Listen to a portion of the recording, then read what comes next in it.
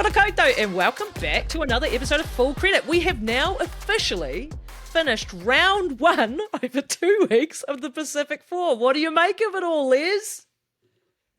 Kia ora, kia ora. Good to be back. Well, I think the 2-week break between, across the whole thing has actually confused me a little bit, and I've had to re-jog the memory on game one.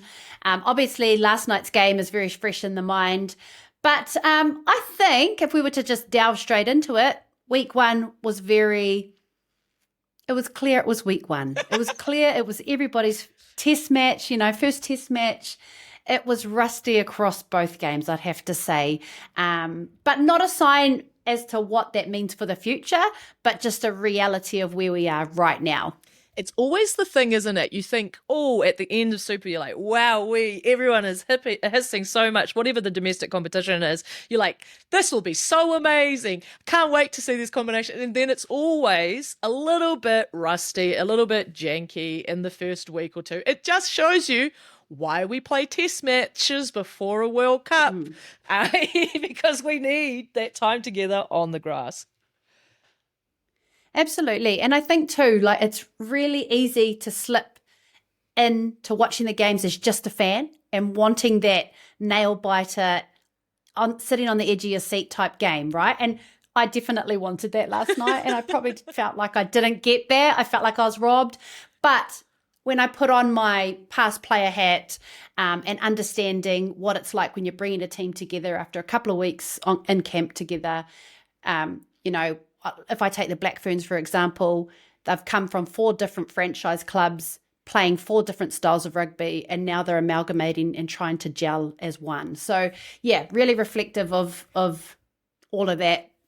I think for me, rusty was the word. Yeah, not to mention all the pressure that is cooking on all of these players, because everyone wants to make sure that they're putting their best foot forward. It's funny you say watching it as a fan versus a past athlete. I was trying to watch it also as a World Cup watcher, always got an eye on that at the moment. And so I was getting so frustrated with some of the camera angles when they made the substitution with Dice Faliafunga coming on, and they wanted to show me Kennedy, and they wanted to show me Hanneking, and they wanted to show me some mate in the crowd, everything apart from the scrum that would tell me what position she'd come on at. Please, those that are recording our games, a tighter angle on a scrum. I have to say, like, the coverage was a little bit funny on last night's game. It was a lot of echoing in the pre-game build-up. There was a young man, I think me and you talked about it, there was a young person must have been seated right next to the main camera, and you could hear him screaming. I mean, go you. You may have a future in commentary yourself. But I have to give it up for Alicia Quirk. I seen her post today, and she's a fan of the podcast. She did her debut for Stan last night, calling the 15s games, and she was so stoked to get in there on the Wallaroos and Black Ferns match. So pretty cool for her. Congratulations, Alicia. And full credit to you. And full credit to her too for replying to some of my complaints, because I was having particularly the reverb on the early one. She was saying that apparently the hub, the control room, was in a different location. So whether that was causing some of the issues, who knows? We'll have it all tidied up next week, though, because it will be the Black Ferns at least will be playing out of a venue we have played from before. So we'll hope that will be better. But what we can also tell you is, because it's obviously it's the whole big production now, we have got a couple more clips and things to have a look at. And so we weren't present at the post-match on this one. So it was a very Australian lens through some of the questioning. I actually find that type of thing fascinating, though, because it's so interesting to see how people see matches. And so the message that was very much coming out of the Australian commentariat was they felt like this was a closing of gap, whereas I personally think both teams didn't perform as they would have wanted to. They were both teams were a bit more clunky than I think they have in them, a bit more clunky than I think we even saw in the crossover match, a couple of weeks ago. So they put the questions to them, though. And the one that was the most interesting for me in terms of the answer was that from Kennedy, that we'll listen to what she had to say right here. We are trying to make sure that we enhance our DNA, which is, we're really expansive. We've got awesome speed on the edge. We've got clinical kicking game, and that's just the things that we want to focus on. I think today we didn't show too much, which, it's just dusting off the cobwebs as well. We've all come from different teams in our aupiki, just making sure we try and come together and gel to make sure that we move in the same direction. Les, what do you make of the Black Ferns DNA then? Yeah, so I mean, she said a couple of things. I think her and Bunce both acknowledged it was quite rusty. Bunce sort of leaned more on some of the foundations of their game are starting to come together.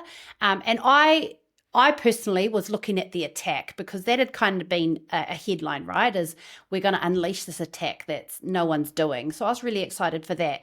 I couldn't quite pinpoint what that was, and maybe it's because of that clunkiness and rustiness. But yes, when Kennedy spoke of DNA, she said they wanted to enhance DNA, which she referenced to being expansive, speed on the edge, clinical kicking rugby. So I guess the expansive, the speed on the edge, I agree with. We know that that's part of the Black Ferns DNA. I'm not sure we've nailed clinical kicking rugby in a couple of years. I don't know that is part of our DNA yet. And based on the kicking from last night, it's still an area to be developed, in my view. The contestable kicking and the touch finders were pretty not to international standard, and it's an area that definitely need to grow in. Absolutely. And not only that, just kicks off the tee. Like, come on, we need to get those points. We need to get every point we can. A couple of the conversions, they weren't hard. Like, by, comparatively, and we seem to be pushing more than we needed to. It was, I guess, though, like you say, telling the building, that is the phase we are in. We have to trust the process. And you could definitely see that when you were looking at the substitutions that were made yesterday. We knew that it was definitely going to be a full 23 game that was played. But, whole bench emptied by the 60th minute. We had Amy come on for Tanya in the 34th, and then they were rolling steady from there. And yes, that final change made, Merirangi coming on for Caitlin Vahakolo and Dice on for Kennedy Tukuafu at the 60th minute. And that was one that had my eyebrows firmly lodged in my hairline because what? We'd seen Dice listed as a lock on the squad announcements, and we'd seen her there because there's a very long list of talent that is pushing for the back row. So, we had, of course, on the field to start, Leila Sa'i, Kaipo Olsen-Baker, Kaipo, by the way, Australian commentators, please, let's get that O right. And Kennedy Tukuafu. And then we didn't have Liana Mikieli-Tu'u for a while, but she's definitely still in the mix for us. We've got Georgia Miller, who's still, threatening to make her entry. We also know that Alana Bremner can cover 6. We've seen Wallaroos do the same at the Blues as well. Do we really need to see Dice Faleofanga in that option? Or do we need to see her at lock? What did you make of it, Les? Yeah, I mean, I thought she was being looked at as a lock. I thought a lock that could potentially cover 6. I was a bit surprised too when you had her come on at Lucy. And the only thing I can sort of think of is, are they looking for a bit more height?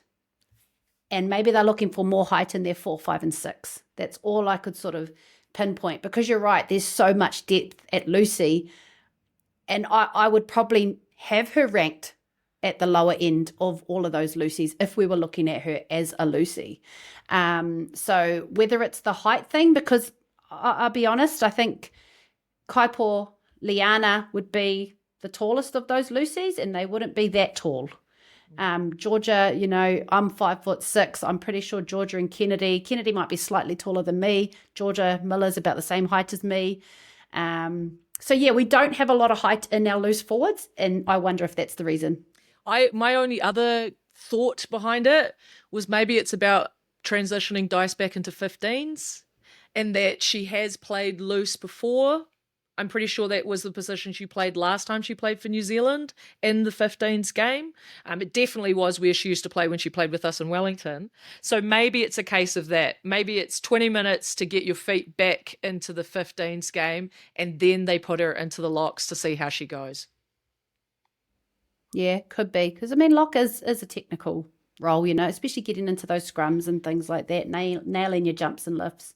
So we'll see. We'll see. Locks are for locking, which was something apparently I taught Bailey yesterday when we were watching, which I was like, yeah, wait till you find out why props are called props and hookers are called hookers. Anyway, that was a revelation. But another revelation we have for you this week is we have actually got access to game footage.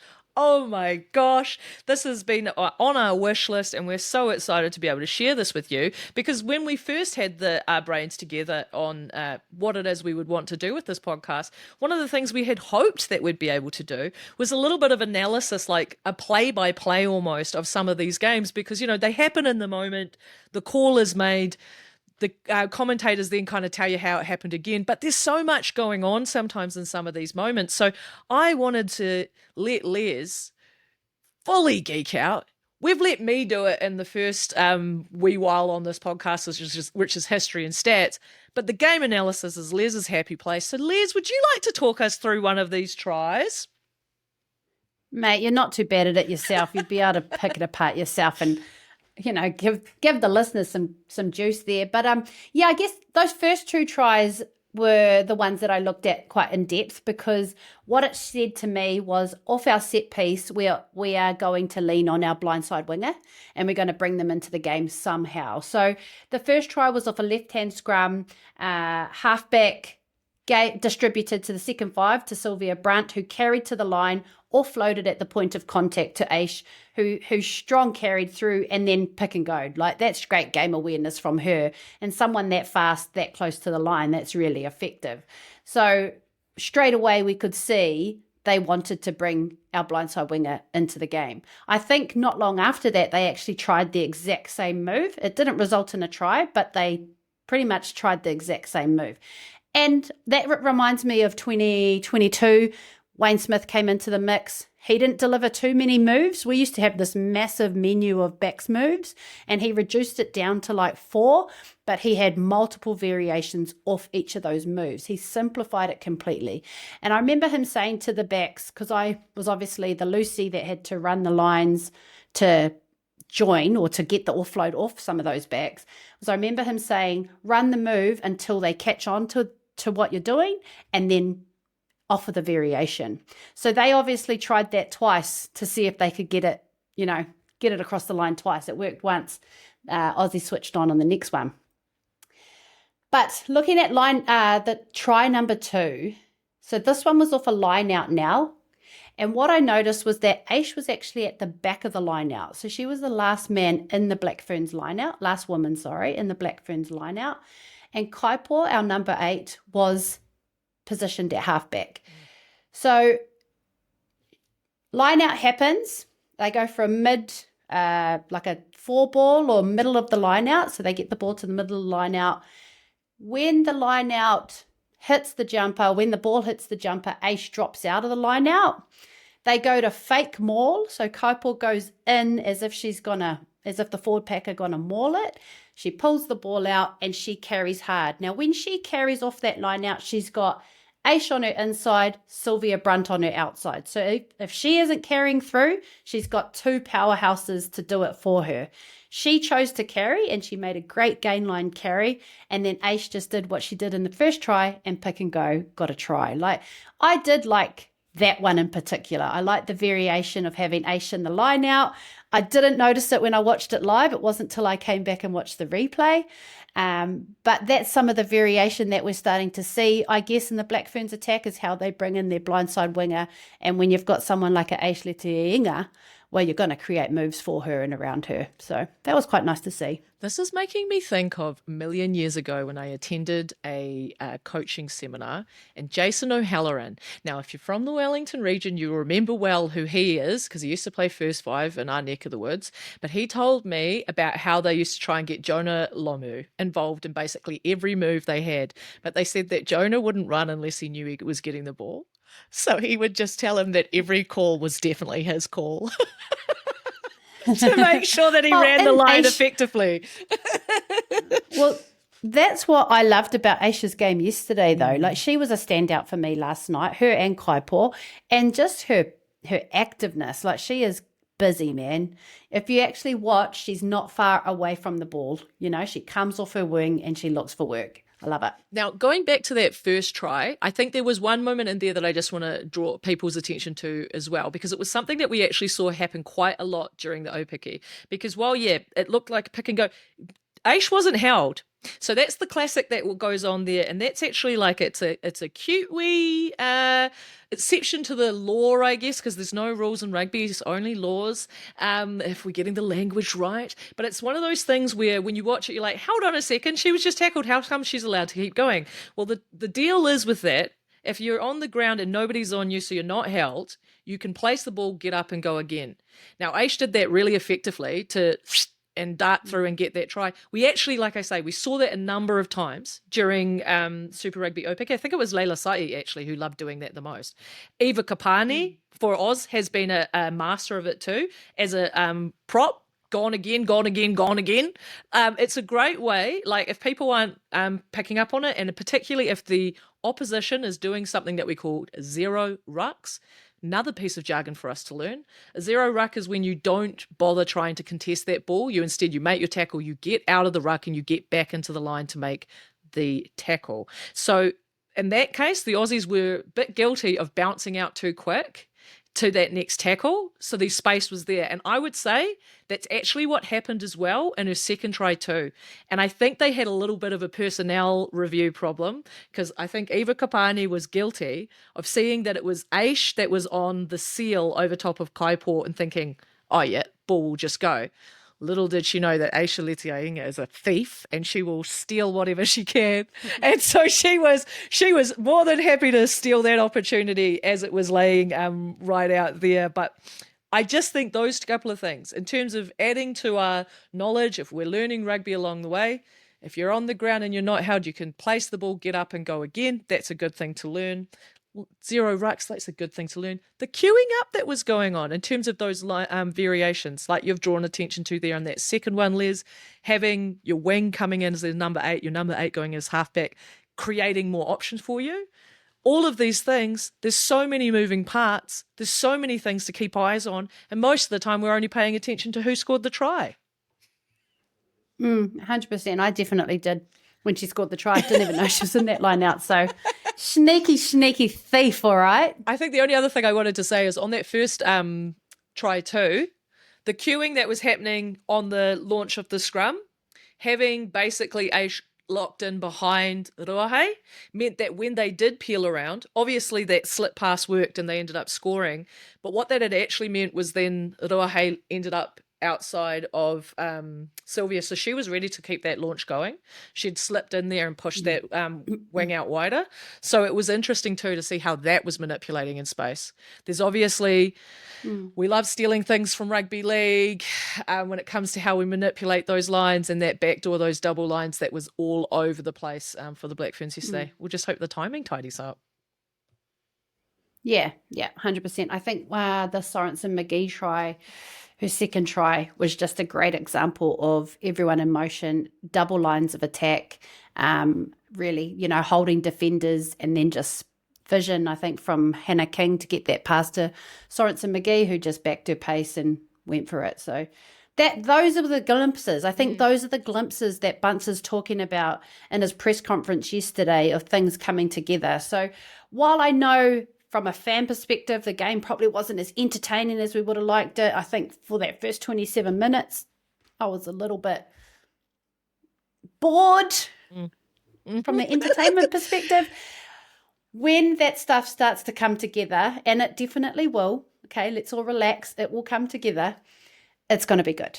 I think so. As I was saying to my dear friend after this match yesterday, I was like, look, reality is, when it comes to us, we often have in our prep into World Cup cycles and whatever you, we tend to have a lot more barriers in the way than perhaps we need.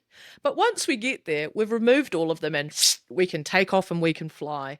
And so this is the whole thing. We're kind of getting through the barriers at the moment. We don't get enough time together, so we're getting it now. But just you wait. We start coming together. We start cooking. Think about Blues week 1 versus Blues versus Waratahs in the wet. The things that they were able to pull off in terms of the timing and the hands that they could hit in that week we'll be able to get there with this team. Yeah. Apparently it was raining at the end. I didn't actually notice until I saw some of the fan photos after. But like, these are the things. It'll come together. Yeah, I noticed it was wet. Their hair was all, usually the girls' hair is really like slick and yeah, the hair was a bit messy. It was a bit wild, but that's the only reason I could tell. I love that that's your mode of reference. Also, I will have to reshare onto the full credit page the scoop I got from bloody Laurie Kramer. I think it was 2 seasons ago now. Trying to figure out why the Aussie shorts are so short forever. She gave me some great... She gave me a great tip on that, so I'll make sure to dig out that video and share that because they make me so anxious as a thick-thighed girly.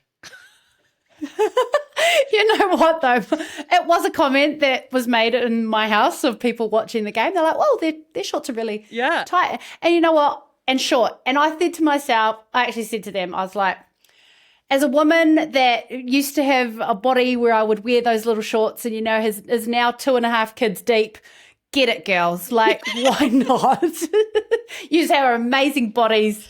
Hey, do what you got to do. Like I say, they look good. It's just me who looks at that and sees chafing. We're all built differently. And so if you are able to run and not cause a fire between your thighs, you go for it. Like that just seems like I would be sponsored by 3B if I was playing for Australia because you would have to be like vaselining me from head to toe because those are not offering enough coverage. That's just for me personally, though. I pray for their front rowers. But in the meantime, hey, at least they get to wear shorts, not like these bloody whatever they are over in Ireland. That's another whole story. Anyway. The Scots. Oh, my God.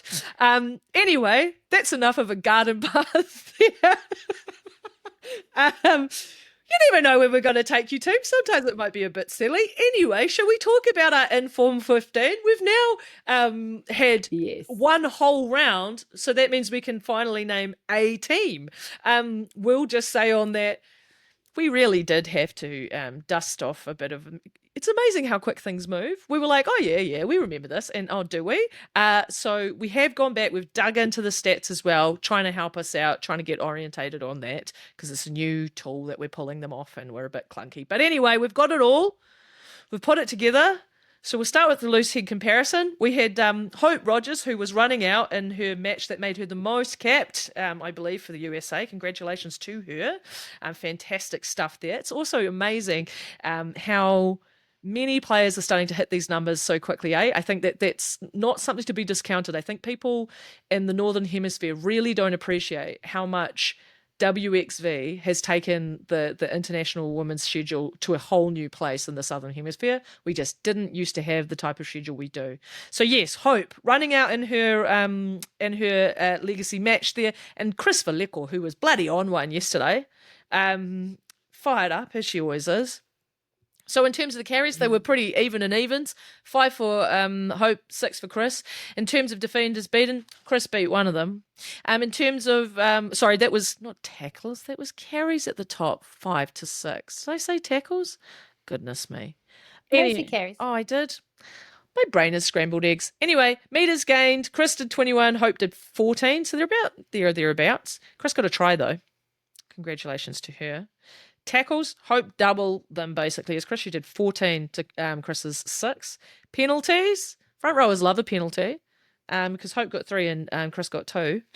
Pretty close. What do we make of it? I would probably have to say, I think in terms of impact, particularly in those early standards, like, yes, those carries, 6 of them, but really getting some good go forward for the Black Ferns, but I think they needed it. So I think I would give Chris the edge here, Les. Would you? Yeah, 100%. I would too. I thought she was good yesterday. I think Chelsea will be listening to this going, there's those penalties conceded. It needs to be 0.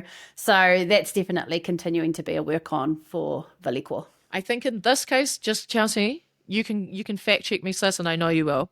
I think in this case they might have been at the scrum, which I am a bit more comfortable about because sometimes I don't know if our refs know exactly what happened. But if something has collapsed, you might have got the ping for it. But whether that was like a versus, the poor discipline, it can be there or thereabouts. You don't want to become a magnet for it, though. So definitely, Chris, let's keep working on that. By the way, fun fact, do you know that Chris Valeko is called Chris because she was born on Christmas Day? Well, now you do. I only know that because I think I seen it on your socials, your personal page. Yeah. So there you go. I saw it in the when they sent me through the spreadsheet and I saw they had their birthdays on there. I was like, oh my gosh, I think I've just connected these dots, and messaged her and she said, yes, that is correct. Okay. Oh, cool. In terms of hookers, I'm just going to be honest, team, because I'm allowed to, because I used to be a hookers. All of your lineouts, no. Guys, what are we doing? Our percentages were really not it in this first week. And I know that, like, when it comes to the timing of it all and those connections and all of that, like, often all of the burden lands on our shoulders as hookers, when really there can be issues with the timing of the jump and of the lifters and all of these pieces. But ultimately, it's our bread and butter. It is our job. We have to take that responsibility. We get the kudos when it goes well, so we also have to take the stick when it doesn't. We only got 44% of our lineouts yesterday, Les. That's a real concern. That's like that's not good. I feel ill about that. USA not too much better with 64 in their first match. Canada, unusual for them, 71. They're usually pretty accurate on their set piece, so it'll be interesting to see how they have improved. Aussie though, congratulations to them. They're the only ones that got into the 80s, 82% of their accuracy. So for that reason, Catalina Amosa, congratulations. You are our hooker of the week. Yeah, congratulations. I mean, that's your bread and butter, right? Mm-hmm. And we're probably just going to leave it there, but very cool for Amosa to, get that against the Black Ferns. International Test rugby, 82% is not too bad. And I mean, when you're doubling what the Black Ferns are hitting, 44%, ooh. Yeah. That is a real concern. And her first game against the Black Ferns, so congratulations to her. Now, tight heads, we had a comparison. We put it across Eva Kapani. Obviously, she's always doing the most for Australia. Rory Wood, though, had a heck of a game for Canada. And Tanya Colon-Navali, now she was only on the field for 34 minutes, but she made a heck of an impact with that time. I mean, hey, if I was the Chiefs punter, I maybe would have played her more. But anyway, in terms of carries, unsurprisingly, Colon-Navali had the lowest of those because she was on there the least. Kapani 7, Wood 10, Tanya only the 2. Defenders beaten though. She carried the ball twice and she beat defenders twice. So, okay, calm down, Tanya. I guess you don't need as much. And likewise, in terms of metres gained, I mean, Eva Kapani, she made 20 metres on her carries. Rory Wood made 15. Tanya Colon-Navali, 2 carries, made 11 metres. Like, okay, sis, that's why we like you, you bloody battering ram. Nobody got any tries yesterday, and in terms of tackles, again, it was Rory. No, that wasn't a big day for her, but Eva Kapani made 10 and Tanya made 7.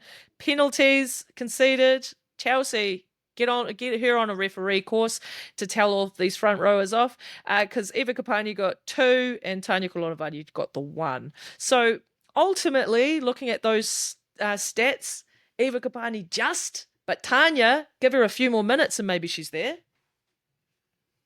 Yeah, I thought Tan's welcome back, It was good to have her doing what we've seen her do in the past when she lifts those legs and she pumps through tackles. And I think she was looked like she was screaming while she was doing it. So that she was fired up. But Kapani, just to add to that too, she got a great try off that line out when she swung. They did a bit of a switch play. Yes. And it was just her on Maya Joseph, I think, in the end there. Bit of a misread by Kaipo and Leila Sae. But when you've got Kapani at her speed and size, because she is fast, she didn't have to be in that moment, but her size in particular, she just ran over Maya Joseph. Oh, she was screaming for it. And why wouldn't you with that much space? She's had to score much more difficult ones than that. But no, good vision and good read from her and good call to get her there. Now, in terms of locks, we went right across the board for the number 4 jersey. Ultimately, though, It was an American that we think pipped the rest in this one. So it was Hayley Taufu'u. She made 17 carries in her match for the USA. She carried, 17 tackles for the match for the USA. She carried 7 times, beat 3 defenders. That was the most at any one at that position. She made 13 metres gain. She didn't pick up any penalties, which is what we love to see. So Hayley, how good! Great to see an American making good yards in the front and the forward pack as well, Liz. Yeah, and I think a full credit moment too to Rachel Smith, who played a pretty good game for Canada as well last week. And in comparison to yesterday's match, I just thought the locks were quite quiet, both the Australians and the Black Ferns. So congratulations to Harley. And while we say the locks were quite quiet, we did give it to Wallaroos at number 5. I mean, they're quiet, but in terms of she just did what we needed her to do. It was all the bread and butter stuff, as we know she does. Nothing super exciting, but also nothing that's going to cause you any headaches. And sometimes that's what you need from a player. And just a mention too, a full credit mention to her playing her 30th game. Yes. Now, Maya debuted in 2021. I was lucky enough to be a part of the Black Ferns when she debuted. 2021. It is now 2025, so that's taken her, 4 years to get 30 caps. When I was playing, I'd been in the Black Ferns for 8 years, and it took me 8 years to get 22 caps. And, I mean, even before that, it would take the ladies so long to get that many caps. So you mentioned it earlier, what WXV and having more test matches is allowing our women to play more games, but they're also just clocking them up a lot faster than they used to. So really cool and so well deserved. It has to be like that.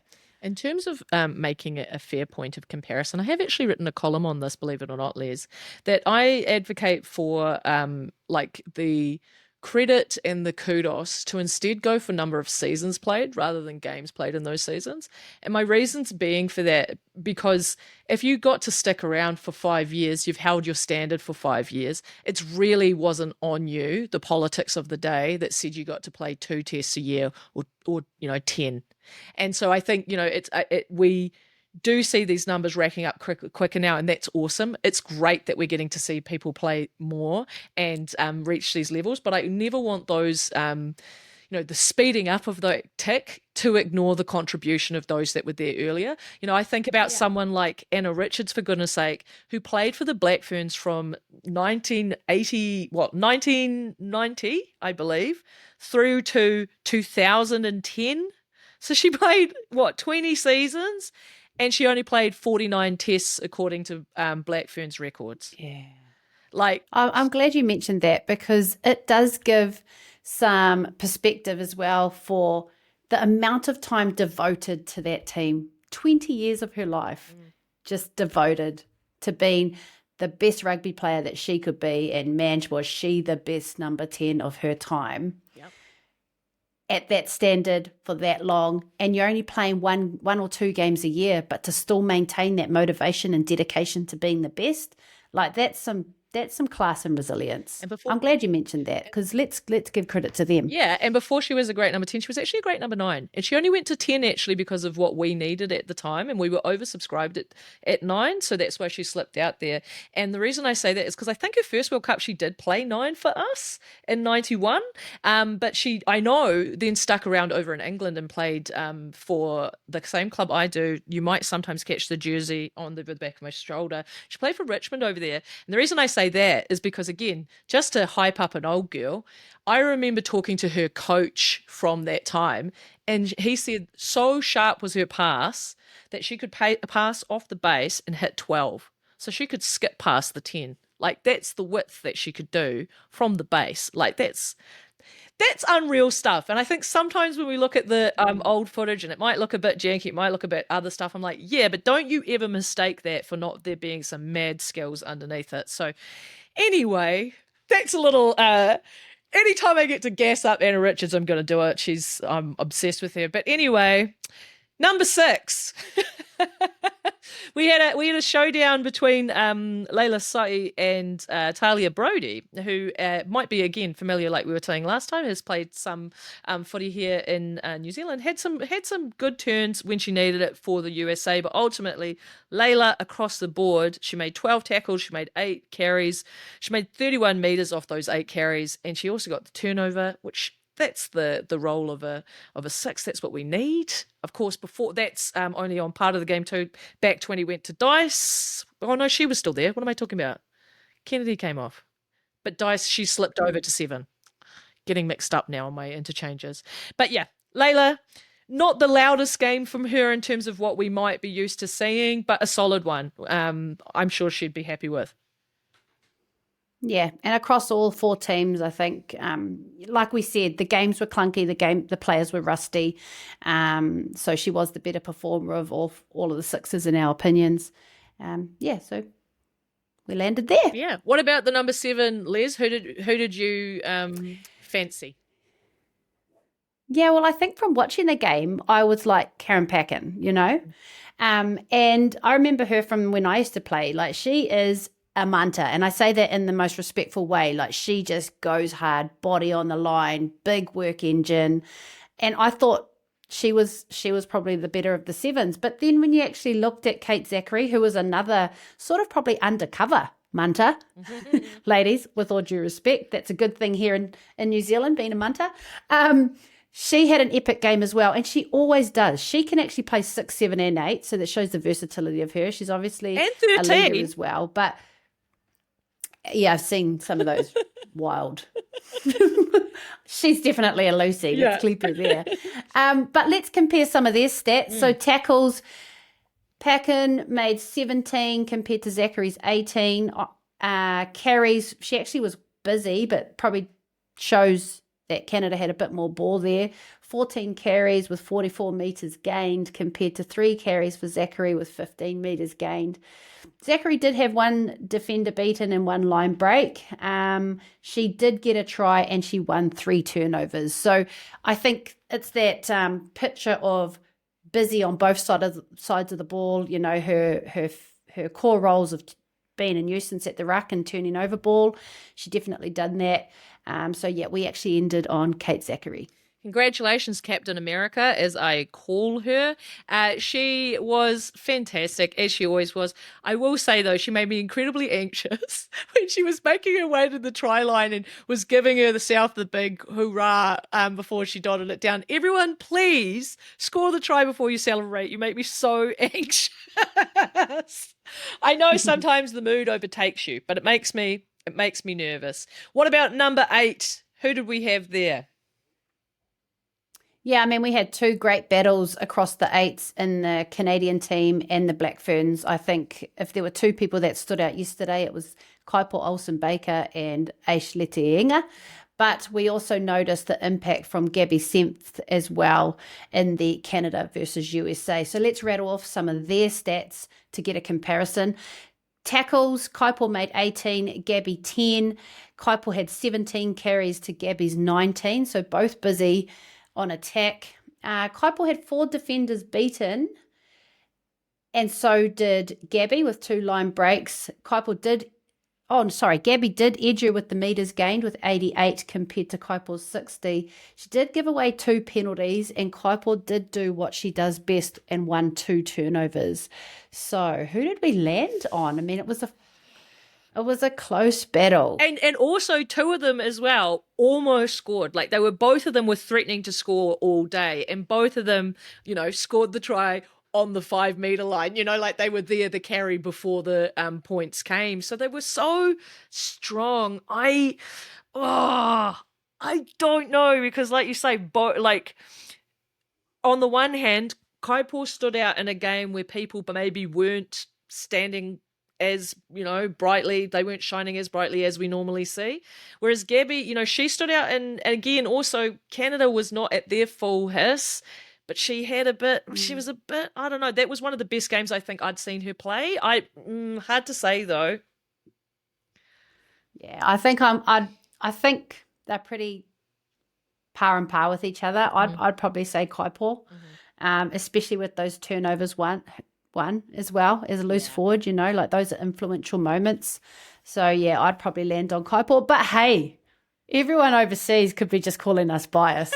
But like we keep saying, it's our podcast. Yeah, if you don't like it, start a podcast. What I'll also say is, doesn't this tell us that we're all in for a treat this weekend coming? Because it's going to be these two teams coming up against each other. So we're probably going to see Kaipo and Gabby go head to head, in which case, game on by the look of these stats. This is going to be really exciting. Yeah. Okay. So next up then, right, we had the halfbacks. We did. And it was, people might call us biased, but we didn't look at a New Zealand halfback here. It's not that she had a poor game, but we were just looking at where the busy was and who it was that kind of stood out for us, and then checking those stats on the back of that. So for that reason, we were comparing Lainey Morgan and Justine Pelletier, who, Justine, for example, she hasn't necessarily got as much time in the 9 jersey of late because Olivia Apps has been so strong, but Justine is a heck of a player in her own right. So if we run through those numbers there, we had Lainey having 72 passes to Justine's 60. Lainey had 1 try assist, though. They were pequals on tackles, made 9 each. Carries, Lainey made 5 and Justine made 12, including that heck of a slip line that led to her try. Lainey had beat 1 defender, Justine beat 3. Meters gained 30 to 45. Yeah, the try went in Justine Pelletier's favour. I think she's just edged it for me. I think, yeah, absolutely. Pretty much beats her in most of those stats with a little pie, meat pie as well. So yeah, I'd say Justine. And it was, like I say, it was a beautiful line. Like, sometimes we get tries and we're just the lucky ones. When the music stopped, we were the one holding the ball. But in that case, she really made the most out of it. At 10, though, we just went with her partner, Tessia. Do you want to talk us through some of her stats there? Yeah, so 15 passes, she made 10 tackles, 6 carries with 3 defenders beaten and 45 metres gained. Couple of offloads in there as well, but probably was more of the driver across both games than we did see from the 10s. And like we keep saying, it was clunky for everybody, but Tessia was the one that stood out, so she was just a hands-down pick for us this week. I would like to steal her and make her a New Zealander. Because she like Sophie de Goody. Yeah, please. She just her game management, and then again on all of that, talking to the referees and things as well. She's just such a calm head. She really has that just that handle on things, and she makes you feel safe. And that's, I feel like, is an underrated quality in a 10. Like, she just seemed to have more time. She's got all the vision. She's got all the what she needs to do. She executes it for you. Yeah, can we steal her for my fantasy league? Maybe. I actually thought her game has grown too over the years. Like I found her to be quite a lateral attacker, which I was never a fan of, and needed a lot of depth to attack. But I mean, over the years, Canada have changed significantly as a team, and so has she. So I'm liking what I'm seeing from her, which, she'll need to be her best if she's starting 10 this week. Well, she or will. Next week. Well, exciting. Okay, number 11. Again, you can't call us. Oh no, we did compare against a New Zealander. I was about to say you can't say we're biased because we didn't know it was. We compared Desi Miller ultimately actually against Caitlin Vahakolo's alternate Merirangi Paul, because it was an unusually quiet game for Caitlin, and we've talked about it, Les, that we hope that she was that concussion she had a few weeks ago, still a little bit of a rattle. She seems to just be finding her feet. She was on such a hiss before that. We hope that she settles in. We don't know though. She's working through her own stuff. But in the meantime, we had a look at, like we say, Desi Miller and Merirangi Paul. Their numbers around about the same. Like, we had 1 try assist for Merirangi. We had 5 tackles by Desi. Merirangi didn't make any. That must be nice. Desi made 11 carries and Merirangi made 5. Of those, 2 defenders beaten by Desi and 1 by Merirangi. Meters gained 46 for Desi and 29 for Merirangi. I think the main thing I want to say is Desi Miller may have, depending on which angle you look at, stopped that first Braxton Sorensen McGee try with the tackle that she made there. Ultimately, it was awarded, but it was right on the line and she did the most to try and shut her out there. So for that, I think she just narrowly edges it for me and gets to be the 11 of the week. What do you reckon, Les? Yeah, I agree. I think, she's just edged it. And pretty good too, right, to come in and play. Would she have started if Ben Terita and Maya Stewart were available? I'm not too sure. But hey, look, she did enough for her team to probably cement that jersey, I'd say. I want to give her credit for that because the pressure that's been on Desi Miller has been immense. You know, we talk all the time here in New Zealand about the Sevens players coming in and that putting a rocket up on people, but Desi was one that was right on the edge, you know, when we're talking about those conversations. Right on the edge, she had that fantastic game for the Waratahs in their final, like she was a standout by far, and then has managed to carry that form over, has been able to hold that nerve with, you know, Charlotte Caslick coming in and, like we're saying, other players as well, putting pressure on. So she's needed to, you know, at the moment, she's been asked to perform at key moments to keep making her case, and every time she's asked, she is. So, yeah, full credit to her. We put the pressure on some people, and some people, you know, they're cooking. Number 12 was an easy choice, though, wasn't it? Who'd we go with there? Yeah, we went for, well, you say Captain America, I say Miss USA. Aliv Kelter, number 12. She's just such a good player, man. Tough as nails, solid through the middle. You can just always rely on her to carry hard, tackle hard, like so physical. So she actually did it. We didn't compare her to anyone else. We thought she was the starting and the form 12 for us. I mean, she was, to my mind, in that match, she was the MVP for the States. Like, she just did the most and has been, again, when you think about American players for like a period of time, has been setting such a high standard. Yeah, she's one that goes between the 15s and the 7s, you know, units, but wherever she goes, she turns up, she shows up. You know, she did have that knock as well on the shoulder in that game. Like, they were checking her a few times, and it was, I felt for her partner who's in the team as well, Trida, who plays the hook. Like, when she was down on the first time, I was like, oh my gosh, that is a whole dimension that I never had to worry about. Only the one season when my partner was on my team. But like, you get the rattler to go, oh my God, am I going to be thrown off this? But yeah, she played through, brushed it off, went on. Such tough. So tough. Speaking of tough, centre showdown yesterday with Amy Duplessis and G. Fred. Georgie, whose name is technically Georgina. No, it isn't. That is so odd to think of her full name. It's like when I think of yours, Les. G. Fred. If we look down those stats, you know, tackles, they made the same number, 7 each. Carries, Amy Duplessis made 12. G. Fred made 3. Defenders beaten. Amy beat 2. And actually, I want to say, that break she made, man, that was a beautiful line that she chose to cut in. That was exactly the right choice, and I love to see it. Was there a bit of interference from Australians? But did we also just get too caught up in that instead of just like running through it? Yeah, maybe. Anyway, great line break from her. 58 metres gained by Amy, only the 2 metres gained by G. Fred. Geez, she was running into shoulders.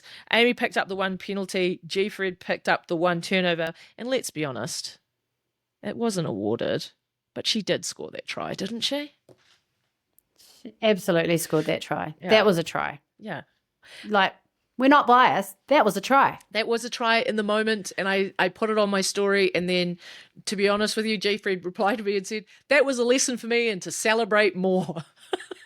So, players 100%. out there, if you think you scored, celebrate like it's your birthday, okay? You need to be really making some noise. And hey, if you're not sure, celebrate like it's your birthday. You need to be really happy.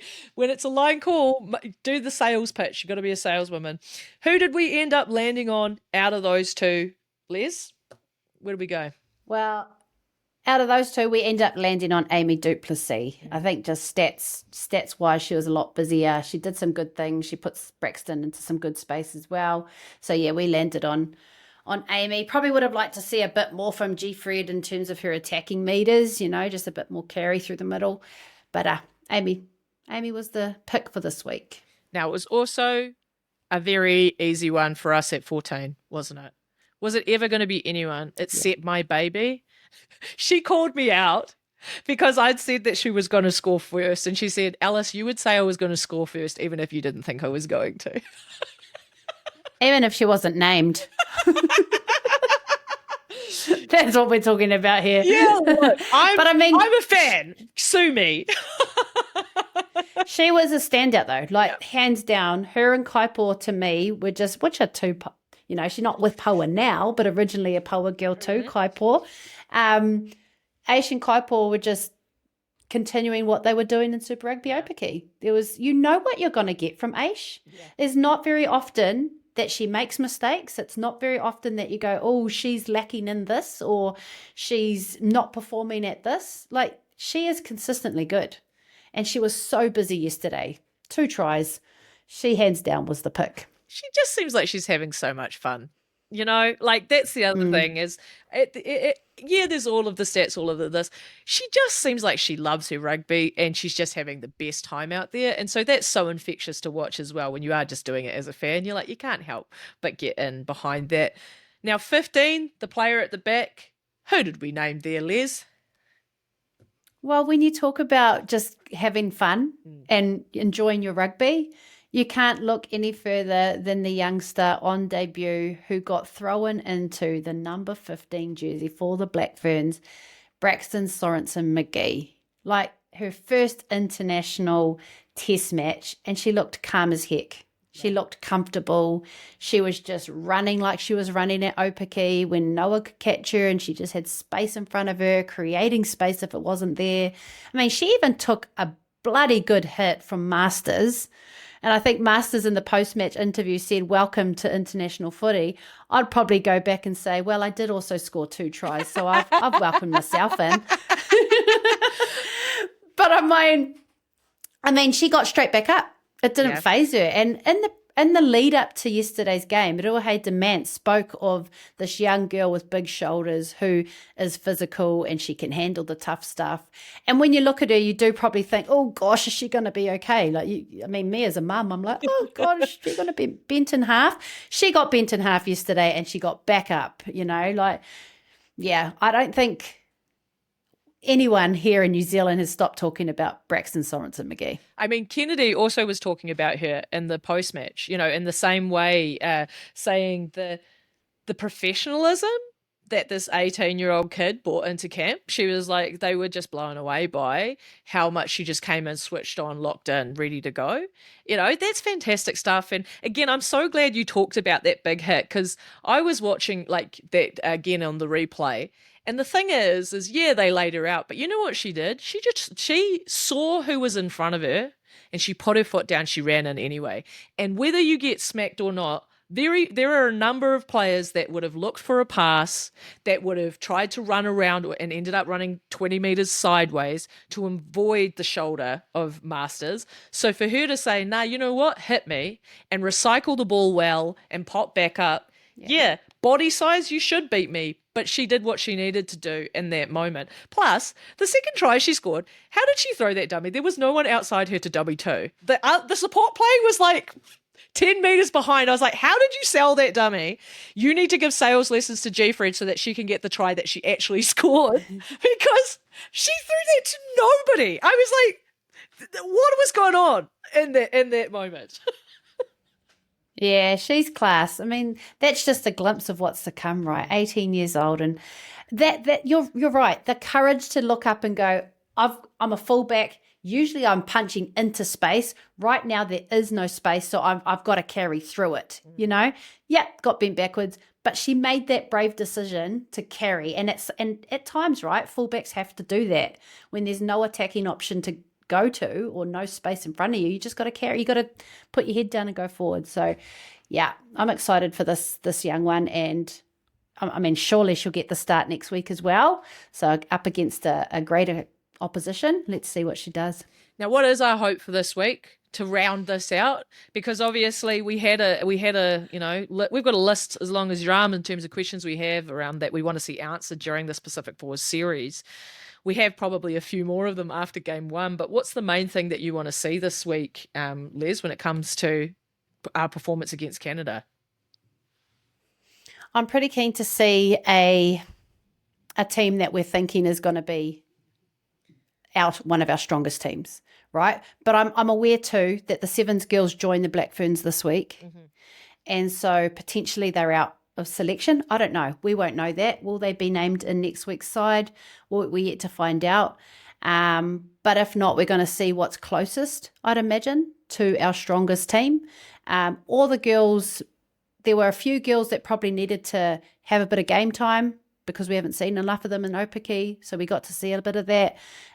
You could argue that most girls got a lot of game time yesterday with all the early substitutions made, but now I'd hope we'd start to see what could look like a pretty close team to what they're thinking is the strongest team. And I think I just want to see a bit more fluidity from the girls themselves. Like, yeah, I thought that the Black Ferns looked laboured, especially in that first half. I thought Hannah King actually brought a bit of an injection, and in the start of the second half we got a bit more of a tempo change, but it probably just wasn't, it was reflective of the first game, and we just need to see a bit more. There has to be a jump in this second test match. Yeah, for me, set piece, set piece, set piece. And again, this echoes exactly what we told you during Opaki when we were talking through all of it, and we were saying, yeah, when we want the fluidity, when we want the attack to be able to do it, they can. It's all off the launch play. The launch play is all off the set piece. If we cannot be winning our own ball to then be launching our attack in prime opportunities, whether that's lineouts or scrums, we're stuffed. And if we can't sort that out when we're going up to the Northern Hemisphere, who bloody love a scrum and bloody love a line out and a maul to boot, we're not going to be able to keep toe-to-toe. And so you've got to make sure that we lock that down. Our line out percentage needs to be double immediately. I do not want to see us below 85, nor should we be below 85 in our line out success. That has to be one of the primary areas, but also scrums, let's be real, when we're coming up against this Canadian pack. We're lucky we have them because they will be really testing that area of the game, but it's got to be set piece for me. Of course, I'm saying that as a front rower. No, you're right though. 100%. Yeah. Bang on. All right, team. Lovely to have you with us again this week. And, feel free to disagree with us in the comments like you always do around some of our key selections there. Yeah, I mean, that's what it's about, right? Like, again, these are our opinions, but we do love to hear the feedback. But as always, too, we're probably going to come back at your feedback. So we're loving the engagement, though, right? Yeah. It's all just to get more people talking about it and having more people having those, discussions around who they think should be in and out. That's awesome. I love having more people engage with the Black Ferns World Cup journey at this point in the cycle. That's what it's all about. So thank you so much, team. We look forward to unpacking all of this action again for you next week. Ka kite. We'll see you then.